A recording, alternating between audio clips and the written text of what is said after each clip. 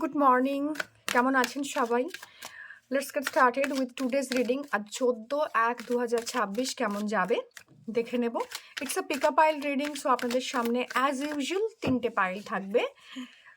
Pile number 1, pile number 2 and pile number 3. So আপনাদেরকে আপনাদের intuitions অনুযায়ী বা যেটা ভালো লাগছে you can choose any one of them.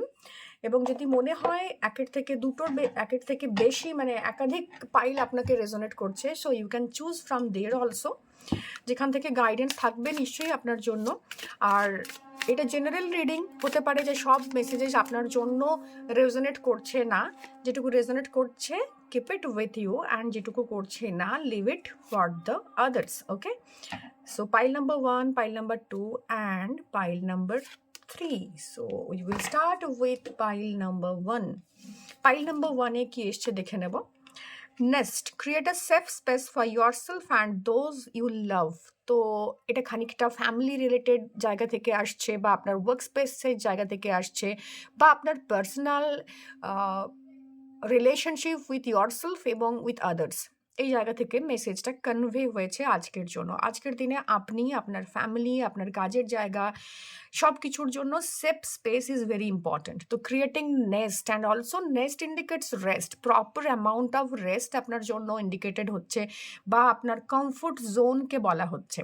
তো যাই ঘটনা ঘটুক না কেন, throughout the day you have to maintain কি আমার একটা পিসফুল এনভায়রনমেন্ট, একটা সিকিওর্ড এনভায়রনমেন্ট বা একটা সেফ স্পেস দরকার, যেখানে দাঁড়িয়ে আমি আমার কাজগুলো করতে পারি বা আমি আমাকে প্রোটেক্ট রাখতে পারি। So it's a kind of protection অনেকের জন্য, ইউলাইজ and that kind of thing, যেখান থেকে আপনি আপনার নিজেকে প্রোটেক্ট করবেন। Your thoughts sometimes hurts you বা হার্ম ইউ, সেই জায়গা থেকে নিজের অ্যারাউন্ড এমন একটা পজিটিভ অরা আপনি ক্রিয়েট করবেন, বা পজিটিভ নিজেকে এমনভাবে পজিটিভলি ফিড আপ করবেন যে জায়গা থেকে ইউ উইল বি প্রোটেক্টেড, এবং সেটা হচ্ছে ইমোশনালি। তো আপনার emotional boundary, setting boundary physically with other people, setting boundary in your work space, all this things are indicated in pile number 1। দেখে নেব ট্যারো কি বলছে। Wow, great, king of wands. তো আজকের দিনে কাজের প্রচুর জায়গা থাকবে, যেখান থেকে কাজের পসিবিলিটিস বাড়বে। কিছু কিছু সময় আপনার মনে হতে পারে কাজ করতে করতে যে আমি খানিকটা মেকানিক্যাল হয়ে গেছি, আমি ঠিক পেরে উঠছি না, হাঁপিয়ে উঠছি, বা আমি যে কাজটা করছি স্টিল আমি ফোকাস করছি অন্য জায়গাতে। তো এই জায়গাতে taking pause in between your works and work schedule, সেটা খুব ইম্পর্ট্যান্ট যে আপনি খুব বেশি নয় 5 মিনিটস, আপনার খুব রেস্টলেস লাগছে, আপনি ফোকাস থাকতে পারছেন না কাজে, বাট কাজটা ভীষণ ইম্পর্ট্যান্ট আপনার জন্য, যেটা আপনাকে করে ফেলতে হবে। তো ছোট্ট ছোট্ট স্টেপসে কাজটা করুন, বেবি স্টেপস নিন, এবং প্রপার রেস্ট মানে মেন্টালি নিজেকে একটা রেস্ট দেওয়ার জায়গাতে রাখতে হবে। খুব বেশি এনার্জির সাথে এনট্যাঙ্গেলড হওয়া, খুব বেশি ক্যাওটিক জায়গাতে, কারণ কাজের প্রেশার আপনার উপর অলরেডি থাকবে, আপনি ফোকাস থাকবেন না, মন স্থির থাকবে না। সেই জায়গাতে নিজের অ্যারাউন্ড কাজের জন্য সেফ স্পেস তৈরি করা, বা নিজের ফেভারের লোকজনকে নিয়ে কাজ করা, বা সেটাও যদি করে উঠতে না পারি, এমনই একটা ড্রামাটিক সিচুয়েশনে আমি আছি, তো সেই জায়গা থেকে আপনাকে বলা হচ্ছে যে টেক টেক ইউর মানে কি বলবো, রেস্ট, প্রপারলি নিজের স্পেসটা রেডি করুন। কারণ আপনি যেখানেই কাজ করুন, যত ক্যাওটিক সিচুয়েশনেই কাজ করুন, আপনি আপনার নিজের অ্যারাউন্ড না সেই সেফ স্পেসটা তৈরি করতে পারেন by creating your positive aura, by setting boundary, by letting others know কি আমি এই পর্যন্তই তোমাকে অ্যাক্সেস দিচ্ছি, এর বেশি নয়। এবং নিজের ইমোশনাল স্পেসটাকেও কিন্তু আপনাকে ডিক্ল্যাটার করতে হবে, সেই জায়গায়ও কিন্তু একটা বাউন্ডারি লাইন টানতে হবে। অনেক সময় হতে পারে আপনার মন চাইছে না কাজ করতে, but you have to work. তো সেই জায়গা থেকে দাঁড়িয়েও কিন্তু নিজের মনের অ্যারাউন্ডও এই বাউন্ডারি সেট করতে হবে যে না, এই কাজটা আমার জন্য important and I will do it. So এটাই ছিল আজকের পাইল নাম্বার 1 এর জন্য messages. Let's start with pile number 2। যারা পাইল নাম্বার 2 চুজ করেছেন তাদের জন্য কি রয়েছে, sword. Okay, cut through doubts, you are capable. তো আপনার আজকের দিনে 14 তারিখের এনার্জি এটাই বলছে, আপনার লটস অফ এনার্জিজের আপনার থ্রু ইনিশিয়েশনস হবে, যেখান থেকে আপনি আইডিয়াস পাচ্ছেন, ইনিশিয়েশনস পাচ্ছেন, বিভিন্ন ধরনের থটস আপনার মধ্যে জেনারেট হচ্ছে, এবং একটা সময় গিয়ে এই থটসটা না আপনাকে ভীষণভাবে মানে রেস্টলেস করে দেবে। বিকজ যখন আমাদের মাথার মধ্যে প্রচুর থটস অ্যাট আ টাইম আসতে থাকে, তখন কিন্তু আমাদের পক্ষে সেটা প্রসেস করা খুব ডিফিকাল্ট হয়। তো প্রসেসিং প্রসেসিং অফ থটসে যদি ডিফিকাল্টিস আসছে, আপনি থটসটাকে নিচ্ছেন কিন্তু সেটা কিভাবে ওয়ার্কে নিজের বা ইমপ্লিমেন্টেশনের জায়গায় নিয়ে যাবেন সেটা বুঝতে পারছেন না, ক্ল্যারিটি আসছে না, ডাউটস আসছে, এই সব জিনিসগুলো আজকের দিনে একটা ওভারওয়েলমিং এনার্জি হিসেবে আপনার এনার্জি ফিল্ডে এন্টার করতে পারে। তো তার জন্য আপনাকে বলা হচ্ছে যে আপনি যদি সেলফ ডাউট করেন বা আপনার কোনো ডাউটটা রয়েছে, তো সেই জায়গায় মেন্টাল ক্ল্যারিটির জন্য সিক করতে, মেন্টাল ক্ল্যারিটিটাকে ভীষণভাবে আনতে। আজকের দিনে ফ্যামিলির জন্য ভীষণ ভালো দিন, বাট ওভারওয়েলমিং এনার্জিজ আছে। আপনি ভীষণভাবে ফ্যামিলি টাইম কাটাচ্ছেন, বাট সেই মোমেন্টে আপনার কাজের প্রেশারের কথা মনে পড়ছে, সেই মোমেন্টে আপনার বিজনেসের কথা মনে পড়ছে, বা আপনার মনে হচ্ছে যে ফ্যামিলির মধ্যে কোনো একটা মানে সামান্য একটা মানে কনফ্লিক্টের সিচুয়েশন তৈরি হলো। সেই জায়গায় দাঁড়িয়ে না নিজেকে আগে ক্ল্যারিটির খোঁজ করুন, নিজে কি চান, নিজের ডাউটস কি রয়েছে।